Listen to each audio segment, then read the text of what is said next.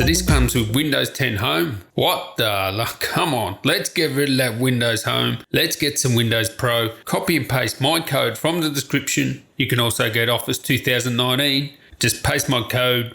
Woof. It's Windows Pro time. Righto, tellyo there, chaps and ladies. Now, it's that time. Yes, I know. You don't want to go back to school, do you? You guys in the Northern Hemisphere, sitting in the sun, relaxing. Maybe the people in England, maybe it might be 20 degrees if you're lucky in summer. I'm only joking. England won the World Cup. Woohoo! That's epic, isn't it? But anyway, you're going to probably be going back to school, and I'm doing like a mid-year report of the best laptops. I'm going to go through all the different ones. I'm going to start off with the 13-inch, 14-inch Ultrabook category. So these are my top Ultra portables of mid-2019. Back to school. Now, if you guys are new around here, come on, sub up, join the woo train, hit that bell, ding-a-ling and dong, and hey, give me a like or a dislike, whatever you feel like doing. So first cab off the rank, I'm going to name my top three. I'm going to do my best bang for buck. But what I will say is this Huawei MateBook X Pro, which is a 14-inch Ultrabook, would probably be close to number one. The reason I love it is it has that 3x2 display, great performance because you can get a discrete graphics. Pretty much all these laptops have the Ultrabook parts, so the 15 watts and in the Max case, sometimes the 28 watt quad core CPUs. But this one has a discrete graphics too. So it's MX150. It's not going to blow you away, but it's going to be a difference between, a 25-minute render and a 40-50 minute render in, Premiere Pro or something like that. It really does make that much of a difference. As I said, it has that gorgeous 3x2 display. It really is a cracking display. Beautiful design, great keyboard. Everything about it is awesome. It really is top notch.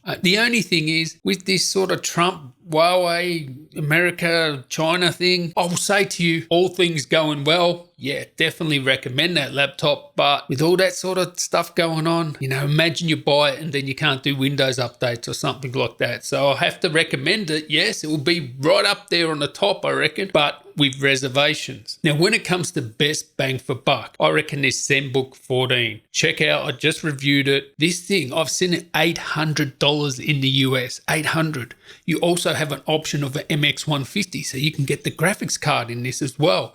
Great display, great sound, great build quality, beautiful. It really is a top drawer piece of kit, and I guarantee you and everyone else will think it's a much more expensive device. Even though I call it my best bang for buck, it certainly doesn't look like some sort of cheap banger. It looks expensive. In terms of performance, it's exactly the same as every other Ultrabook, but it's just cheaper. And check out that ZenBook. I will leave links in the description to all the laptops, and all my recommended laptops are down there, by the way, anyway. So I've got a couple of ties here. I would usually do a top three, but I'm going to do 1 and 2, and there's ties for 1 and 2. So for number 2, the tie is between Microsoft Surface Book, or even the Surface laptop or Surface, any of those Surface products really, and Lenovo's X1 Carbon or X1 Yoga. With the X1 Carbon and the X1 Yoga, do not get the 7th gen X1 Carbon or the 4th gen Yoga because they reduced the battery size, and with the 2-in-1, the Yoga, they actually made it aluminium. A ThinkPad,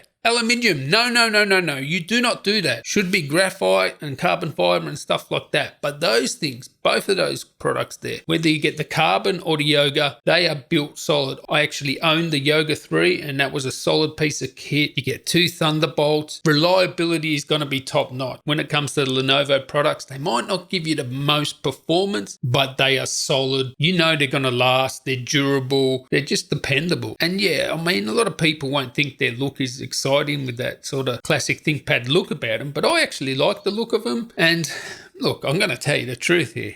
I actually bought that Yoga for my wife, and she said, "Why should I say this? I've got to say it because this is real." All right, this is what my wife said. She said she'll be embarrassed to use it. That's because, I don't know. Like I told her, it's like one of the best 2-in-1s, one of the best Ultra portables you can get. And no, she's happy with a like $800 MacBook Pro thing that looks like a MacBook Pro. Should rather use that than a Lenovo ThinkPad. So, some people might not like the looks, but super dependable. when it comes to the Microsoft products, the Surface Book or Surface Laptop or Surface, any of those, they are solid pieces of kit. I mean, they're missing out on the Thunderbolt 3, but all of them are awesome. You know, the versatility of that Surface Book, the performance, you can get a graphics card with it, the build quality second to none, and they're not that expensive. The actual Surface and the Surface Laptop, they're not that expensive. They're pretty good value. I mean, you can pick them up sometimes here in Australia when they have the 20% off sales, like nearly $1,200, and it's so premium. They're all so premium. Great battery life, great trackpad. They are sexy, and even my wife says they are sexy. Like, she would rock one of those. She wouldn't do the ThinkPad, but yeah, they're my tie for number 2. And my tie for number 1 would be the XPS 13 and the MacBook Pro 13. And I say MacBook Pro 13 because I don't recommend the Air if you can get to the Pro. I mean, the Pro's a little bit more, like it's maybe $100 more, but it's so worth it. It has a much better display, much better processor. I mean, it doesn't have the battery life and it's a tad heavier, but it is a much better product. And you can't go wrong with these Macs. I mean, if you're just doing web surfing and just normal use, yes, you can get the Air. I still recommend them if you're just doing basic stuff, but I'm sure if you're at school or college, you might want to get into YouTube and you might want to do sort of heavier tasks than just, you know, normal office or productivity and, you know, school sort of stuff. And then you'll be sort of more limited with the MacBook Air over the MacBook Pro. MacBook Pros have awesome displays. You get that tall aspect ratio. I mean, there's some things you need to know.